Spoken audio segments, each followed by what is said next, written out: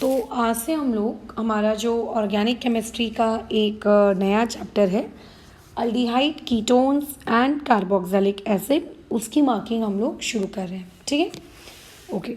तो इसमें जो पहला इसका इंट्रोडक्शन पार्ट रहता है जहाँ पे हम लोग IUPAC नॉमेनक्लेचर वगैरह पढ़ते हैं, तो वो वाली मार्किंग मैं अभी नहीं करा रही हूँ। मैं पहले मेथड और प्रिपरेशन से इसकी मार्किंग स्टार्ट कर रही हूँ। ठीक है, ये वो चैप्टर है जहाँ पे अगेन आपको बहुत फेमस नेम रिएक्शंस मिलेगी। JEE पॉइंट ऑफ व्यू से तो उनका ये फेवरेट चैप्टर होता है, aldehyde ketones and carboxylic acid. ठीक है, इस पर्टिकुलर चैप्टर में आपको वो रिएक्शंस दिखने मिलेंगी जैसे कैनिज़ारो रिएक्शन हो गया, है ना, इटार्ड रिएक्शन हो गई, ऐसी बहुत सारी फेमस रिएक्शंस तुमको इस पर्टिकुलर चैप्टर में देखने को मिलेंगी। खैर आगे बढ़ते हैं। तो अभी हम लोगों को अल्डिहाइड्स एंड कीटोन्स का जो ये सेक्शन है 12.4 यहाँ से स्टार्ट करना है, यहाँ से अपनी मार्किंग स्टार्ट करनी है। तो देखो उसमें जो आप लोगों के पास पहला है ऑक्सीडेशन ऑफ अल्कोहल, कि जो अल्कोहल होता है अगर उसका ऑक्सीडेशन किया जाए तो आप उससे अल्डिहाइड बना सकते हो।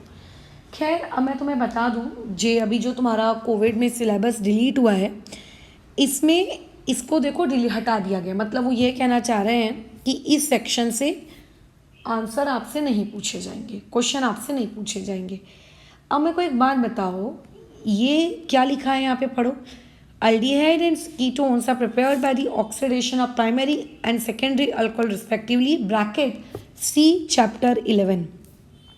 चैप्टर 11 का मतलब इससे पहले वाला चैप्टर जो हम लोग अभी अभी पढ़कर आए हैं, और ज़रा जाके उस चैप्टर नंबर 11 में हम एक बार देख कर आते हैं क्या अल्कोहल के ऑक्सीडेशन को हटाया गया है क्या, वहाँ पर एक बार देख कर आते हैं। तो कहाँ है, देखो ये तो उसके इंट्रोडक्शन वाला पार्ट है ना। केमिकल रिएक्शंस में आपको मिलेगा अल्कोहल का ऑक्सीडेशन, ये तो फिजिकल प्रॉपर्टीज़ हो गई। हाँ, ये रहा केमिकल प्रॉपर्टीज़। अब यहाँ पे देखो ज़रा ऑक्सीडेशन वाले सिलेबस को क्या कोविड की वजह से हटा दिया गया है क्या, चेक करो। अच्छा, ये तो एस्टरिफिकेशन हो गया, ये डिहाइड्रेशन हो गया, ये रिएक्शन विद हाइड्रोजन हैलाइड हो गया, और ये रहा ऑक्सीडेशन।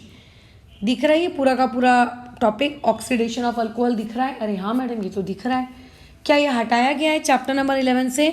नहीं हटाया गया है, लेकिन सोचो इसी सेम टॉपिक को नेक्स्ट चैप्टर के मैथड ऑफ प्रिपरेशन से हटा दिया गया है। तो इससे क्या शिक्षा मिलती है? इससे स्टूडेंट को ऐसा लगता है कि हाँ उसका उस चैप्टर में एक सर्टेन सेक्शन कम हो गया है, बट रियलिटी में उसका वो सेक्शन कम नहीं हुआ है, क्योंकि प्रीवियस चैप्टर में वो सेक्शन डिलीट नहीं है। इसका मतलब घुमा फिरा के आपको पढ़ना तो पड़ेगा ही। अगर आप ये सोच रहे हो कि आप डिलीट है तो ये बेवकूफ़ बनाया गया है इनडायरेक्टली कि हाँ कि चलो इसको डिलीट करवा देते हैं, बट डिलीटेड कहाँ है यार, वो तो प्रीवियस चैप्टर में है। और अगर वो प्रीवियस चैप्टर में है और अगर वहाँ पे नॉट डिलीटेड है तो आपको पढ़ना तो पड़ेगा। ठीक है, तो इस तरीके से घुमाया जाता है, तो थोड़ा संभल के रहिएगा। ठीक है, हमेशा ध्यान रखिएगा कि जो चीज़ आपको डिलीट करके दी गई है वो एक्चुअल में डिलीटेड नहीं है। तो ये ऑक्सीडेशन ऑफ अल्कोहल, ये पेज नंबर 246 मैंने ऑलरेडी आपको इसकी मार्किंग में करवा चुकी हूँ। तो क्योंकि मैं पेज नंबर 246 पे इसकी ऑलरेडी मार्किंग करा चुकी हूँ, तो दोबारा मार्किंग कराने का कोई सेंस नहीं बैठता है। ठीक है, चलो।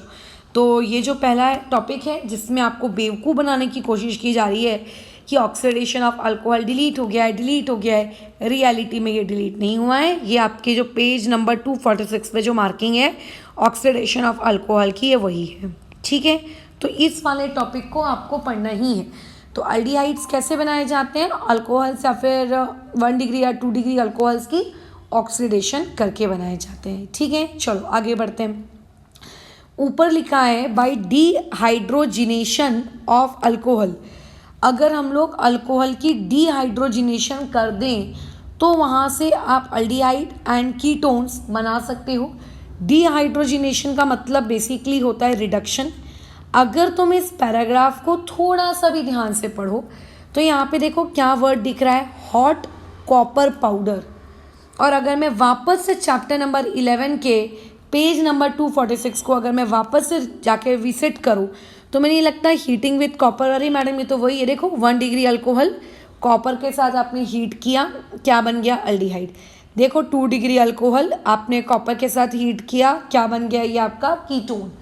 तो प्रीवियस चैप्टर में तो ये चीज़ डिलीटेड नहीं है, सही कह रही हूँ मैं, प्रीवियस चैप्टर में तो ये चीज़ डिलीटेड नहीं है, बट इस चैप्टर में ये चीज़ डिलीट करने को वो कह रहा है। तो इससे क्या शिक्षा मिलती है, इससे ये शिक्षा मिलती है कि हमको ये अगेन जो सेकेंड मेथड ऑफ प्रिपरेशन है जो आपको ऐसा क्रॉस करके दी गई है ये भी डिलीटेड नहीं है, ये भी पेज नंबर 246 का जो कॉपर पाउडर वाला क्वेश्चन है ये बेसिकली वही है और जो आपको पढ़ना है।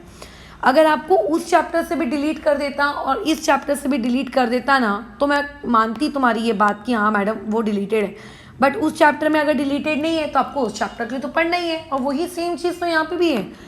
ऑर्गेनिक केमिस्ट्री की यही एक खास बात होती है कि जब भी आप आगे बढ़ते हैं ना आपको हमेशा जो आगे चीज़ें मिलती हैं वो आपके ऑर्गेनिक के पुराने चैप्टर से इंटर रिलेटेड होती है।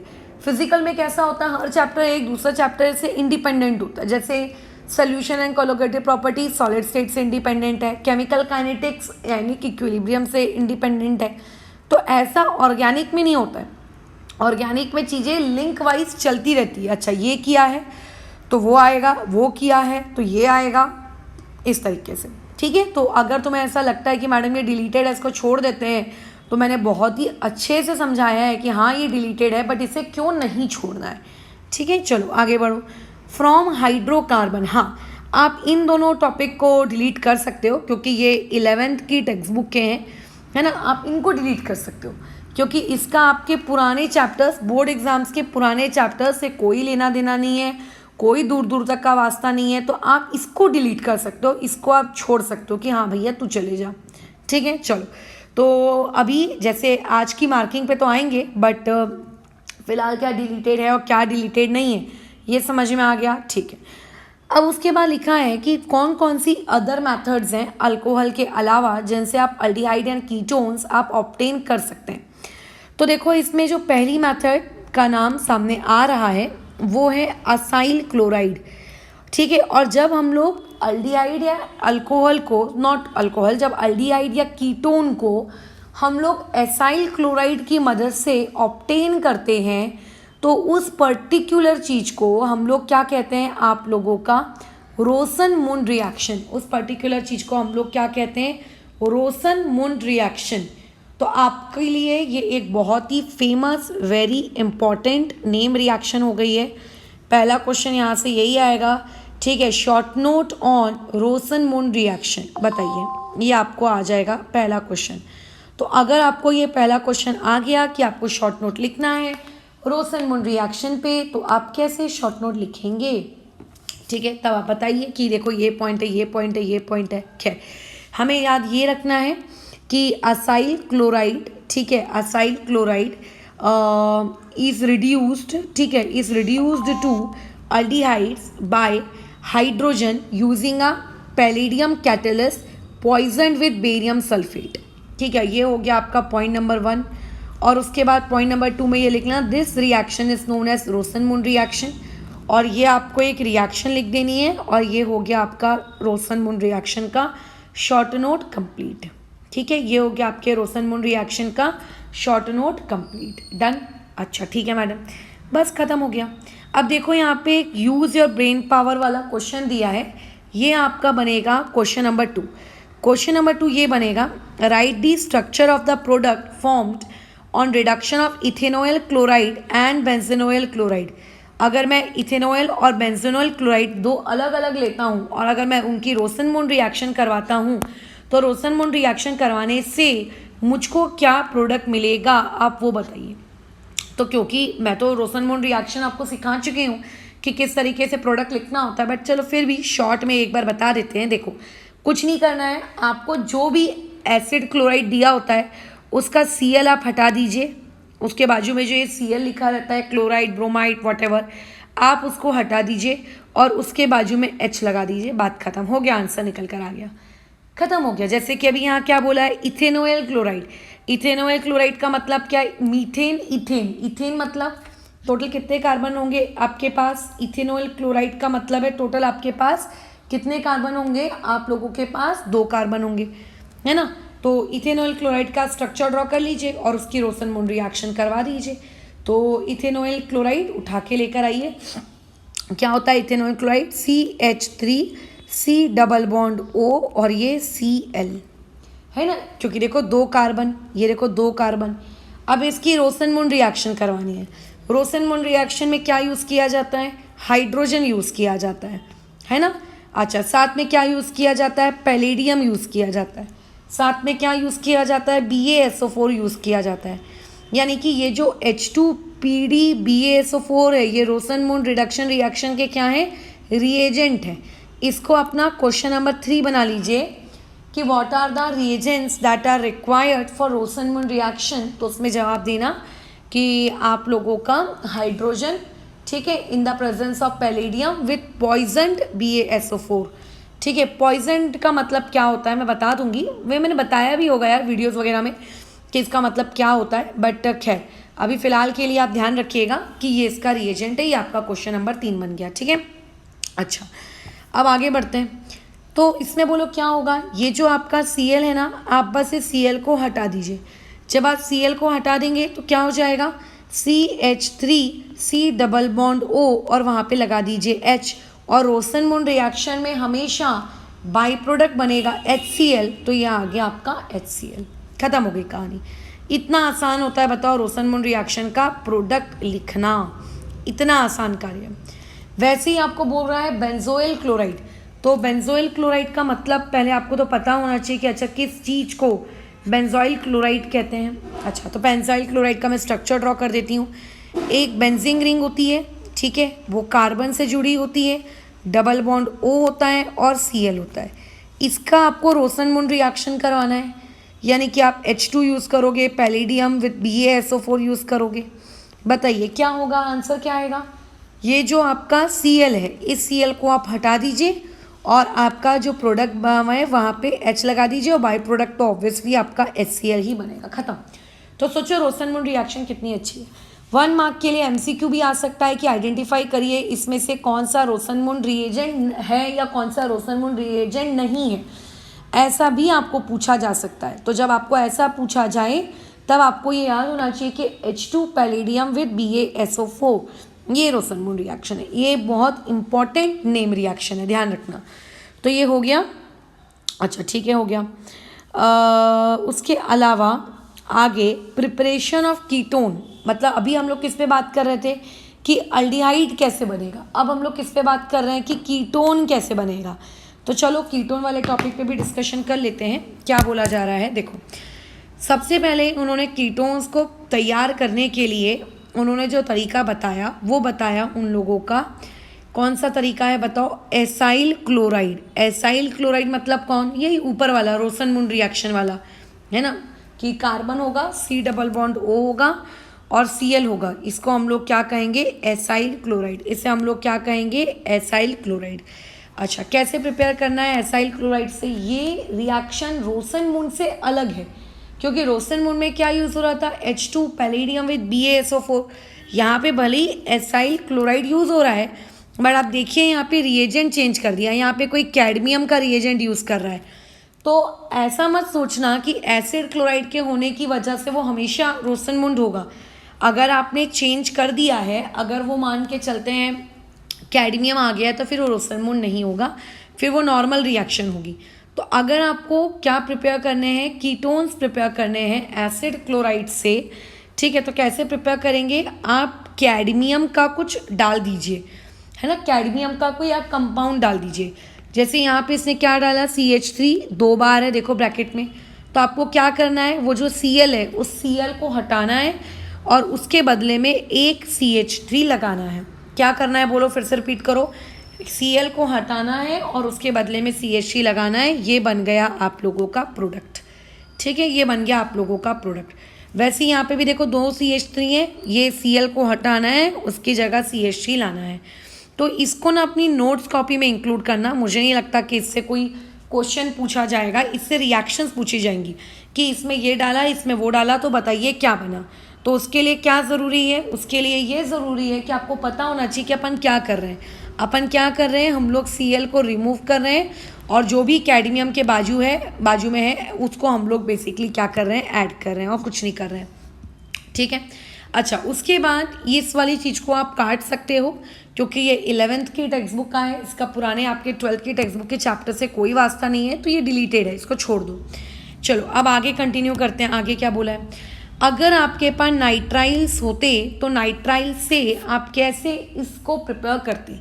जिस तरीके से रोसन-मून रिएक्शन एक बहुत इंपॉर्टेंट नेम रिएक्शन है, वैसे ही स्टीफन रिएक्शन ये एक बहुत इंपॉर्टेंट नेम रिएक्शन है, बहुत ही ज़्यादा इंपॉर्टेंट नेम रिएक्शन। जब भी हमको अल्डिहाइड बनाना होता है फ्रॉम नाइट्राइल, नाइट्राइल का मतलब होता है कार्बन ट्रिपल बॉन्ड नाइट्रोजन, है ना। तो जब भी आपको नाइट्राइल बनाना होता है या नाइट्राइल से अल्डिहाइड बनाना होता है, सॉरी, तो आपको हमेशा जो मेथड आप यूज़ करते हो इसका नाम होता है स्टीफन्स रिएक्शन। क्या नाम है, स्टीफन्स रिएक्शन। तो ये हो गई आपकी इस चैप्टर की दूसरी सबसे फेमस नेम रिएक्शन, ठीक है, बराबर, सबसे फेमस नेम रिएक्शन, सबसे फेमस नेम रिएक्शन, ठीक है। अच्छा, क्या ये बात यहाँ तक समझ में आ रही है कि सबसे फेमस नेम रिएक्शन है ये आप लोगों की, ठीक है। अच्छा, अब इसको लिखेंगे, क्या पेपर में आता है। बल्कि तुम्हें पता है JEE मेंस 2021 में क्वेश्चन आया था कि identify which of the following is the Stephen's reagent, कौन इनमें से स्टीफन्स रिएजेंट है, बताओ। इतना आसान सा सवाल, बट जिसको पता है वही जवाब देगा, जिसको नहीं पता उसको तो लगेगा कि हे भगवान, मेंस वाले तो पता नहीं कितना हाई फंटूश सवाल पूछते हैं। कोई हाई फंटूश नहीं पूछते हैं, जो आप पढ़ते हो ना उसी को MCQ बना बना के पूछ लेते हैं। जब भी आप पढ़ाई करो, आप हमेशा पढ़ाई इस एटीट्यूड से करो कि अगर तुमको कोई पेपर फ्रेम करना होता किसी थर्ड पार्टी के लिए, तो उस इंसान के लिए तुम पेपर फ्रेम करते वक्त किस टॉपिक को किस तरीके से घुमा के पूछते, एक लाइन से तुम कैसे MCQ तैयार करते। तो जब तुम वो एटीट्यूड रख के पढ़ाई करोगे ना, तुम्हारी पढ़ाई की तैयारी ऑटोमेटिकली हो जाती है, ठीक है। उसमें कैसा रहता है कि अच्छा ये ऐसा पूछा जा सकता है, ये ऐसे पूछा जा सकता है, इससे ऐसा क्वेश्चन बनाया जा सकता है, आप सेल्फ अपनी तैयारी करने खुद लग जाते हो। चलो आगे कंटिन्यू करते हैं। तो उसके बाद आगे क्या बोला गया है, देखो मार्किंग कर लेते हैं। क्वेश्चन नंबर 4 रहेगा हमारा, short note on Stephen's reaction. आपको स्टीफन्स रिएक्शन के ऊपर क्या करना है, शॉर्ट नोट लिखना है, ठीक है। तो उसके बाद क्या लिखेंगे, nitriles are reduce to imine hydrochloride by stannous chloride in the presence of hydrochloric acid which on acid hydrolysis give corresponding aldehyde। कितना कठिन लग रहा है सुनने में, है ना, ठीक है। तो इसको इतना कठिन नहीं करते, इसको बहुत ही सिंपल लैंग्वेज में लिखेंगे। मैं डिक्टेट कर रही हूँ, आप लिख लीजिएगा। पॉइंट नंबर 1 डिक्टेट किया हुआ पॉइंट नंबर 1 आप ऐसे लिखिएगा कि अल्काइल नाइट्राइल्स, ठीक है, अंडरगो रिडक्शन, ठीक है, in the presence of acid, hydrochloric acid and stannous chloride, ठीक है। अच्छा, which gives imine, full stop, ये हो गया पॉइंट नंबर 1। पॉइंट नंबर 2 में आप लिखेंगे कि imine on acid hydrolysis gives corresponding aldehyde, खत्म कहानी, ठीक है। मतलब पहले नाइट्राइल से हम लोग किस में कन्वर्ट होते हैं, आइमीन में, और फिर आइमीन की अगर एसिड हाइड्रोलिसिस की जाए तो कन्वर्ट होते हैं अल्डिहाइड में। अगर आपने आइमीन की एसिड हाइड्रोलिसिस नहीं की तो आप कन्वर्ट नहीं होगे, ठीक है। ये इस तरीके की कहानी रहती है। डन, अच्छा ठीक है, बहुत ही बढ़िया। अब इसका प्रोडक्ट मैडम कैसे लिखेंगे, तो पहले तो मैंने 2 पॉइंट्स आपको बता दिए। अच्छा, उसके बाद तीसरा पॉइंट लिख देना, this is known as Stephen's reaction. चौथे पॉइंट में आप ये एक जनरल मैकेनिज्म लिख दीजिएगा, उसके नीचे लिखिएगा कि ये नाइट्राइल है, ये आइमीन है, ये अल्डिहाइड है, ये लिखिएगा। और पॉइंट नंबर 5 में आपको जो ये रिएक्शंस दिख रही है ना, इसमें से आप कोई भी एनी वन रिएक्शन लिख दीजिएगा। आपका शॉर्ट नोट देखने वाला खुश, कह रहे वाह। और इस पर्टिकुलर चीज़ को हम लोग कहते हैं स्टीफन्स रिएक्शन। अब यहाँ से क्वेश्चन नंबर 6 पूछा जा सकता है, व्हाट इज स्टीफन रिएजेंट, इनमें से किस चीज़ को स्टीफन रिएजेंट कहते हैं। तो थोड़ा इसका आंसर सुन लें। SnCl2 stannous chloride along with hydrochloric acid is known as Stephen's reagent. अगर मान लेते हैं कल को मुझको पेपर लेना हो और मैं पता है सवाल कैसा पूछूंगी कि बताइए स्टीफन्स रिएक्शन में कौन सा मेटल यूज़ किया जाता है और उस मेटल की ऑक्सीडेशन स्टेट क्या होती है, तो इससे एक तीर से 2 निशाने हो गए। कौन सा मेटल यूज़ किया जाता है ये भी पता चल गया SnCl2, और जिससे ये भी पता चल गया कि सामने वाले बच्चे को ऑक्सीडेशन स्टेट निकालना आता है कि नहीं आता है। अगर मुझको लेट से पेपर फ्रेम करना हो तो मैं डायरेक्टली ऐसा ना पूछूं कि identify which of the following is Stephen's, बल्कि इसमें भी बहुत सारे लोग लटक जाएंगे अगर आपने ये भी उनसे डायरेक्टली पूछ लिया तो, ठीक है। बट स्टिल आप इस तरीके से मैं पूछूंगी, मैं, है ना। अच्छा, अब आगे स्टीफन्स रिएक्शंस को वैसे तो मैं सिखा चुकी हूँ वीडियोस में कि इनको क्वेश्चन इनके अटेम्प्ट करने कैसे, बट चलो फिर भी एक बार बता देते हैं। आपको कोई अल्काइल नाइट्राइल लिख के मिलेगा, जैसे CH3C ट्रिपल बॉन्ड N, ऐसा एक अल्काइल नाइट्राइल आपको मिला। आप गिन लीजिए उसके पास कितने कार्बन है। अरे मैडम इसके पास तो 2 कार्बन है। अगर आपको डायरेक्ट अल्डिहाइड बनाना है तो आप क्या करिए, आप लिख दीजिए 2 कार्बन वाला अल्डिहाइड क्या होता है, CH3CHO, बात खत्म। हाँ, बाई प्रोडक्ट याद रखिएगा कि बाई प्रोडक्ट NH4Cl बनेगा, खत्म। यहाँ पे गिन लीजिए कितने कार्बन है, ये वाले में देखिए गिनिए कितने कार्बन है। इसमें भी 2 कार्बन है मैडम, बट एक C6H5 है। तो ये देखो मैंने C6H5 लिखा और बाजू वाले कार्बन को क्या बना दिया, CHO बना दिया। ऐसे मतलब आपको जो अल्काइल नाइट्राइल दिया रहता है उस अल्काइल नाइट्राइल को आपको क्या करना है, देखना है कि अच्छा इस कार्बन, इसके पास जो कार्बन है जहाँ से ट्रिपल बॉन्ड शुरू हो रहा है उसको आगे लिख दो CHO, बाकी एज इट इज वैसे का वैसे ही पड़े रहने देना, है ना, उसके आगे के पार्ट को, बस खत्म। ये होती है स्टीफन रिएक्शन, ठीक है। अच्छा, अब आगे कंटिन्यू करते हैं। आगे बोल रहा है कि ज़रूरी नहीं है कि आपको अगर कोई नाइट्राइल दिया हो तो आप SnCl2 ही यूज़ करें, ऐसा ज़रूरी नहीं है, ठीक है। बराबर आपको ज़रूरी नहीं है कि आप वहाँ पे क्या करें, वहाँ पे ज़रूरी नहीं है कि आप वहाँ पे ट्रिपल बॉन्ड वाले के साथ आप हमेशा SnCl2 यूज़ करें, ऐसा ज़रूरी नहीं है। आप वहाँ पे उसकी जगह पर एक मिनट रुकोगे।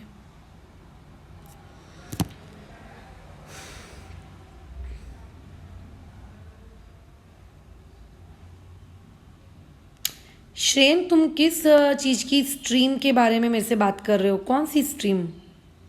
और टेस्ट की डेट्स तो मैं ऑलरेडी ऊपर दे चुकी हूँ ना। श्रेयन, किस चीज़ की स्ट्रीम वो लिखो ना। अच्छा, गलत लिख दिया है, खैर हाँ चलो आगे बात करते हैं। चलो, तो ज़रूरी नहीं कि आप SnCl2 का ही उपयोग करें, आप SnCl2 के बदले में एक और चीज़ यूज़ कर सकते हो। ये एक रिड्यूसिंग एजेंट है, आप डाइबल का यूज़ कर सकते हो, ठीक है, आप डाइबल का यूज़ कर सकते हो, आप AlIHBu2 का यूज़ कर सकते हो।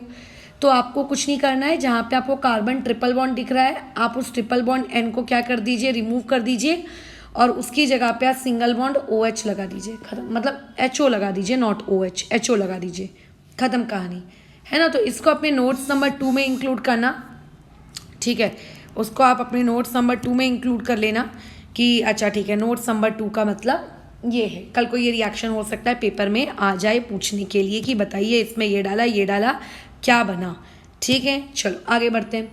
दूसरी चीज़, एक और चीज़ जो नोट्स नंबर 3 में डालनी है, इससे सवाल बेशक पूछा जा सकता है, वो है फुल फॉर्म। ये जो है ना, डाई आइसोब्यूटाइल एल्यूमिनियम हाइड्राइड, आपको पूछ सकता है कि डाइबल का फुल फॉर्म लिखिए, उसको मतलब एक्सपैंड करिए। देखो बोर्ड्स का पेपर है, कुछ भी पूछा जा सकता है, ठीक है, याद रखना। तो ये डाइबल वाली चीज़ आपको पता होनी चाहिए। उसके बाद क्या हम इन्हीं नाइट्राइल से कीटोन भी बना सकते हैं क्या?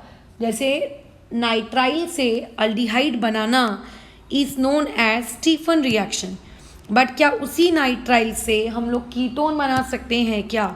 आप बना सकते हैं कीटोन, बिल्कुल बना सकते हैं, बट दिक्कत ये है कि फिर उस रिएक्शन को स्टीफन रिएक्शन नहीं कहेंगे, ठीक है, फिर उसका नाम स्टीफन रिएक्शन नहीं होगा। और उसके लिए फिर आप SnCl2 HCl ये सब भी आप यूज़ नहीं करेंगे, फिर कुछ और रिएजेंट्स यूज़ करेंगे, फिर हमको कुछ और रिएजेंट्स यूज़ करने पड़ेंगे, कुछ और। तो जब आपको कीटोन्स बनाने हो with the help of nitriles, तो नाइट्राइल से कीटोन जाने के लिए आपको लगेगा ग्रिग्नार्ड रिएजेंट।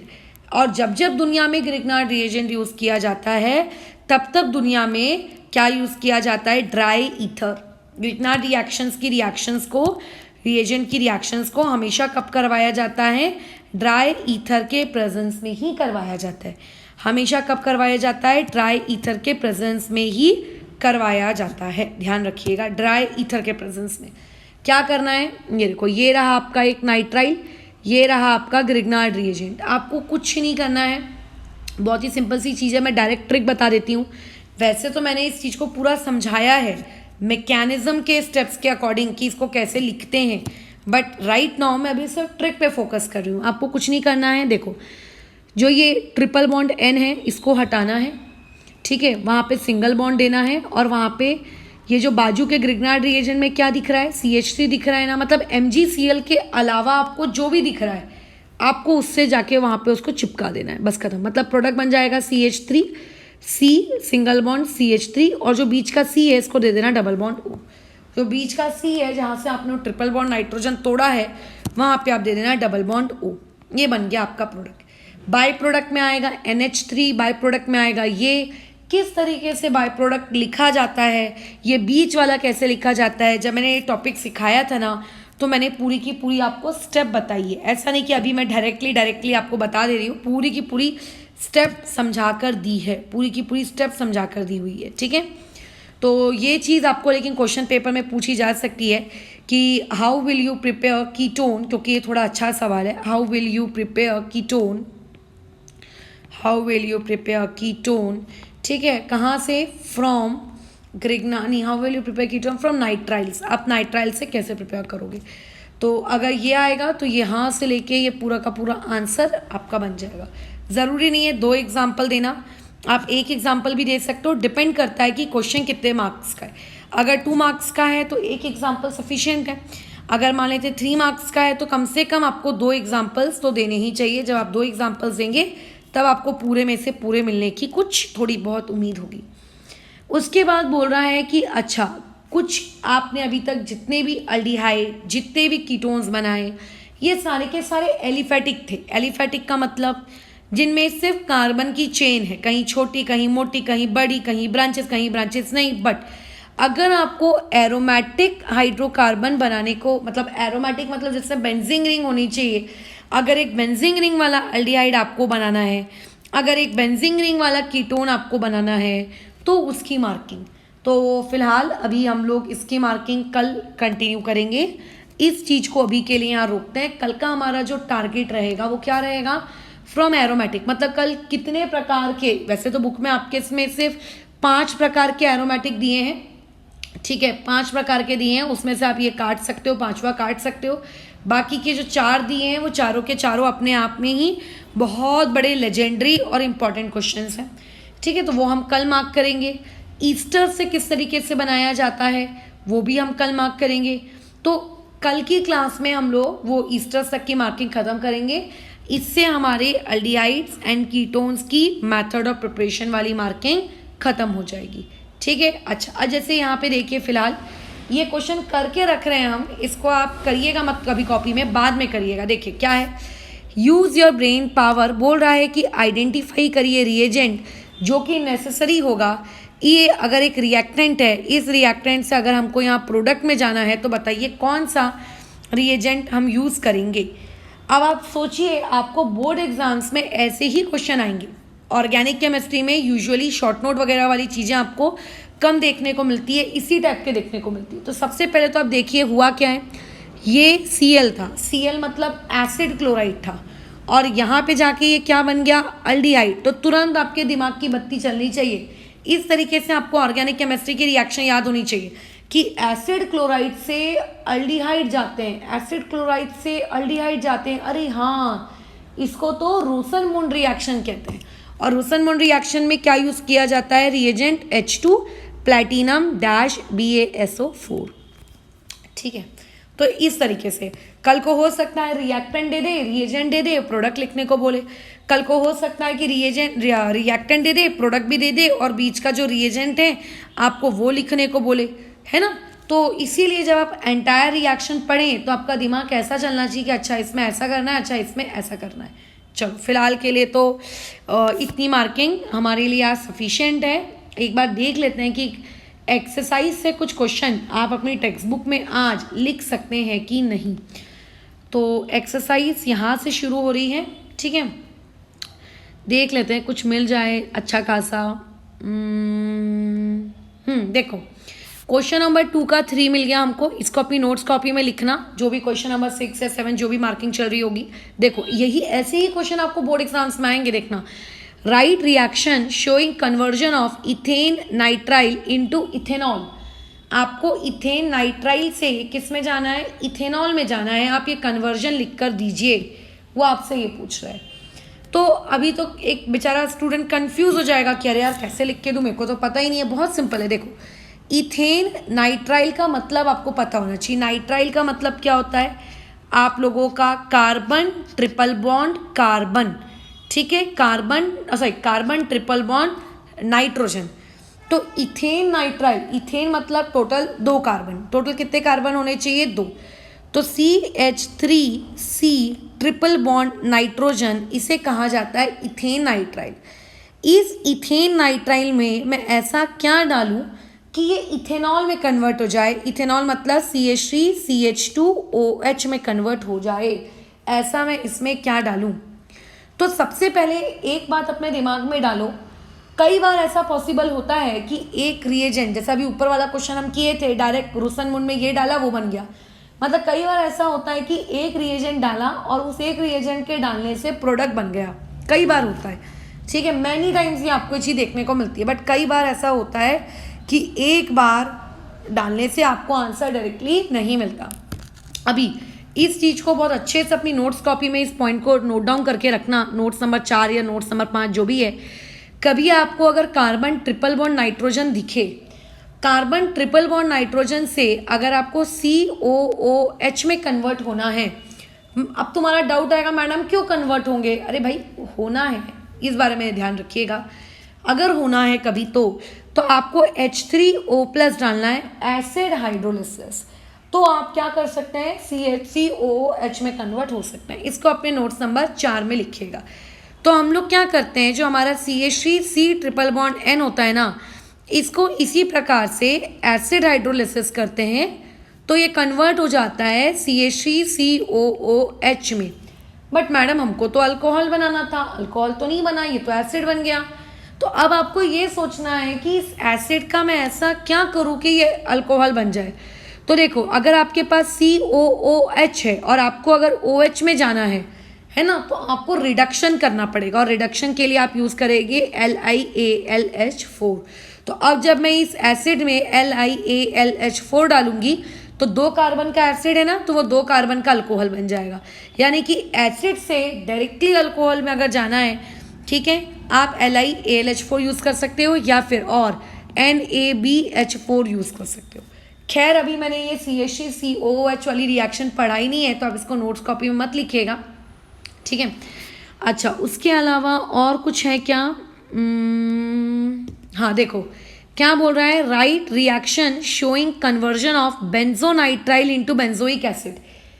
अभी लिखना नहीं कॉपी में, बट मैं करवा दे रही हूँ। बेंजोनाइट्राइल मतलब बेंजीन रिंग, नाइट्राइल मतलब वो कार्बन ट्रिपल बॉन्ड नाइट्रोजन, इसको कन्वर्ट करना है बेंजोइक एसिड में। बेंजोइक एसिड मतलब बेंजीन रिंग और COOH। अभी मैंने तुम्हें बताया कि कार्बन ट्रिपल बॉन्ड नाइट्रोजन को कभी भी अगर आपको COOH में कन्वर्ट करना है तो आपको कुछ नहीं करना है, बस वहाँ पे डाल दीजिएगा H3O+। वहाँ पे आप क्या डाल दीजिएगा, H3O+, वो आपका कन्वर्ट हो जाएगा COOH में। हो गया, ख़त्म हो गया कहानी, ठीक है। और देख लेते हैं कि आज की लर्निंग के बेसिस पर हम लोगों को कुछ मिल रहा है क्या लिखने के लायक।